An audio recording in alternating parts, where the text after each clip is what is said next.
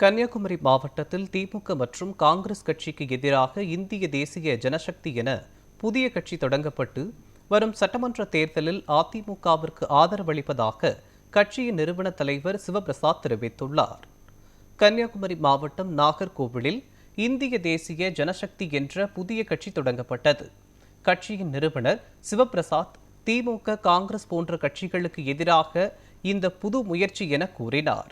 மேலும் சமூக விரோத செயல்களை தடுக்கும் கொள்கைகளை முன்னிறுத்தி மாநில மற்றும் நாட்டை மேம்படுத்தும் நோக்கில் கட்சி ஆரம்பிக்கப்பட்டது எனவும் தெரிவித்தார். இதனைத் தொடர்ந்து துணைத் தலைவர் ஸ்ரீ ராமன் கட்சி கொடியை அறிமுகப்படுத்தினார். பல்வேறு மாவட்ட பொறுப்பாளர்கள் இந்நிகழ்ச்சியில் கலந்து கொண்டனர். சிவபிரசாத் வரும் சட்டமன்ற தேர்தலில் அதிமுகவிற்கு ஆதரவு வழங்கும் வகையில் பரப்புரை மற்றும் தேர்தல் பணிகளில் ஈடுபடுவதாக தெரிவித்துள்ளார்.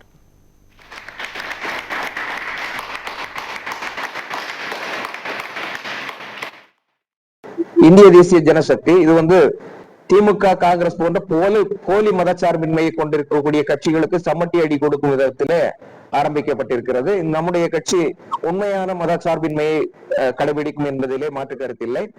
போலி மதச்சார்பின்மையை ஒழிப்பதும், அதே போல இந்திய தேசத்தினுடைய கனிம வளங்களை சுரண்டப்படுவதை தடுப்பதும், சுரண்டப்பட்ட அந்த கனிம வளங்களை மீட்டெடுப்பதும் நம்முடைய கட்சியுடைய முக்கிய கொள்கையாக இருக்கிறது. போதை கலாச்சாரத்திற்கு நம்முடைய இளைஞர்கள் ஆட்பட்டு இருக்கிறார்கள். அவர்களை மீட்டெடுத்து சமூகத்திலே நல்ல நிலைக்கு கொண்டு வரவும், இந்த தமிழகத்திலே ஏராளமான கிராமங்களில் உள்ள இளைஞர்கள் பட்டப்படிப்பை கூட தாண்டாத நிலையில் இருக்கின்றார்கள். அவர்கள் எல்லாம் படிக்க வைத்து அவர்களுக்கு தொழில் சார்ந்த பயிற்சியும் கொடுத்து அதன் மூலம் அவர்களுடைய வாழ்வாதாரத்தை உயர்த்துவதும் இந்த நம்முடைய இந்திய தேசிய ஜனசக்தி கட்சியினுடைய முக்கிய கொள்கையாக நம்ம வைத்திருக்கிறோம். நிச்சயமாக காங்கிரஸ், திமுக கூட்டணிக்கு எதிராக நம்ம பிரச்சாரம் செய்வோம்.